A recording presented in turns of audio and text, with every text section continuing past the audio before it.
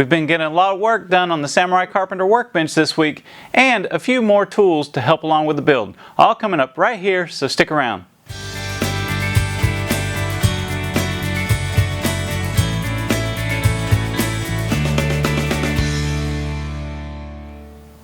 Well, hello everyone. Today is Saturday, July 8th.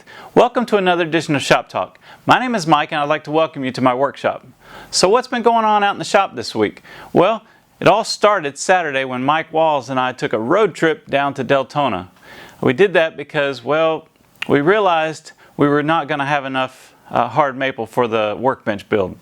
So we coordinated with Daryl Jones of Dreadnought Woodshop to place another order with the local supplier in his area, and we left out of here very early on Saturday, about 4 a.m., and headed down to Daryl's shop to pick up the wood. Daryl was a very gracious host, invited us into his workshop. We spent a little bit of time in his shop and also had lunch with his family before leaving to head back. In fact, Daryl had been working on a project that I had seen, he'd posted a couple pictures of and mentioned to me, and he had been working on making a couple of carbide cutting tools for the lathe. If you recall, Daryl brought a lathe and gave it to me when he came up to work in my shop on some collaboration projects, of which I'm still working on editing the video. But this is one of those. It's for a round cutter, as you can see maybe on the end. It's designed for a round carbide cutter.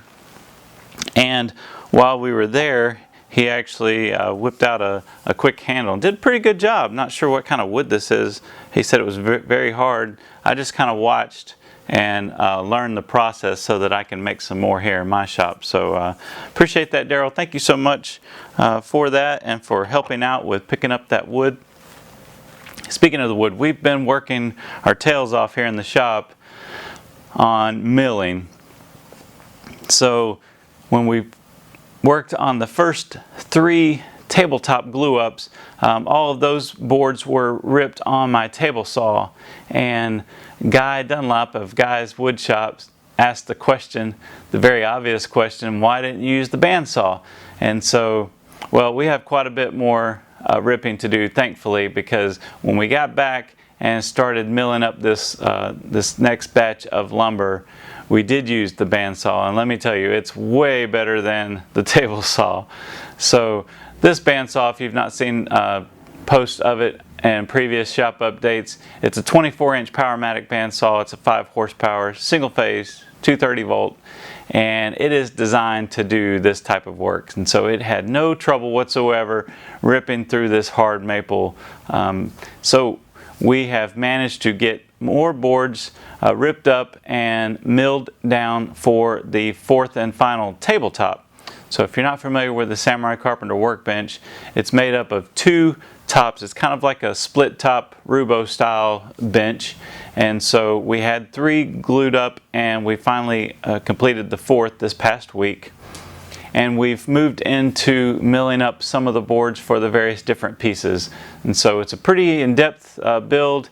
If we've been pretty much working several nights a week, Mike comes over and we work until about 10 o'clock, and then also some on the weekends. And so if you'd like to stay posted on the progress of that build, you can follow both Mike and I on Instagram. I'll leave links in the description below. We regularly post pictures of what's going on with that progress, so stay tuned for more on that. I'll probably show a few clips of the glue up and whatnot. So also this week I ordered a couple of little hand tool items that I knew I've wanted that will become very useful during the workbench build, and 2 of those are some double squares. Now I've got a 4-inch and a 6-inch double square. Now these are not the Starrett squares. I would have liked to order those, but those are quite pricey. These are actually made by Eye Gauging. They had really good reviews, and so I'm going to give them a shot. They look pretty well made, and so I needed a couple of precision double squares. Also, I purchased a wheeled marking gauge. I didn't own a marking gauge, and I've considered making one, but this one was pretty expensive. It's also by eye gauging. It's got this solid brass handle and depth stop with a knurled knob, and it's laser etched on the side with 30-second scale marking. So pretty excited about that. Definitely be using that. There's a lot of mortises in the Workbench. And the last thing I have here is a Wood Owl 3/4 inch. I guess it's kind of like an auger. Yeah, it's an auger bit, and it's one that he used on the Workbench. Had really good reviews for it, and it's designed to just barely poke through the other side but kind of stop pulling, which is nice because it prevents tear out on the back side of the piece that you're drilling. And so looking forward to using that. But yeah, we've just been working hard out here, the dust collection. So I had a couple of upgrades last week on my dust collection, one of which was a dust sentry that Oneida provided, and I was able to get that installed. If you didn't catch that video, I'll leave a link here. But it was a pretty simple installation, and pretty pleased with the product. I have one little glitch with it with my power planer, and my planer has a blower on it, and I think that's creating a little bit of additional movement and static inside the barrel. The barrel is a plastic barrel, and so have a little issue with that, but besides that, it's been working really great with the jointer and other tools in my shop. So glad to have that upgrade. It's a good indicator of when my barrel is full. One other upgrade that I have working on editing the video for is a filter. I upgraded my cloth bag filter to a Win environmental filter for the shop, and so this is definitely another good upgrade, creating a cleaner environment for the workshop. So I'd like to thank the folks over at Win Environmental for sending out that filter for me to try in my shop.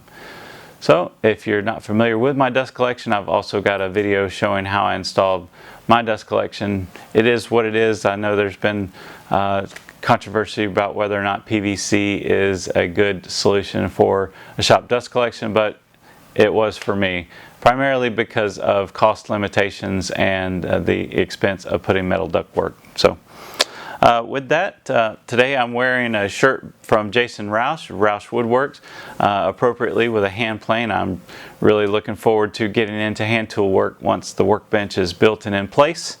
So thanks, Jason, for sending me this shirt out. We did a shirt swap back in April when I met Jason in Atlanta, and so I'd like to thank him for sending me his shirt. And last but not least, I did receive a couple of stickers in the mail this week. The first was from Dave's Woodworks. Dave Foss out in California on the West Coast sent me a couple of stickers. I sent Dave stickers probably 2 or 3 times and they never made it, and then I think he finally received them, and Dave got a couple of stickers out to me. So thanks, Dave. I appreciate the stickers. You can go check out his channel. I'll leave a link in the description below. And also Brett Hennessy of Henney Designs sent me a nice note and a sticker, and so I'd like to thank Brett for that.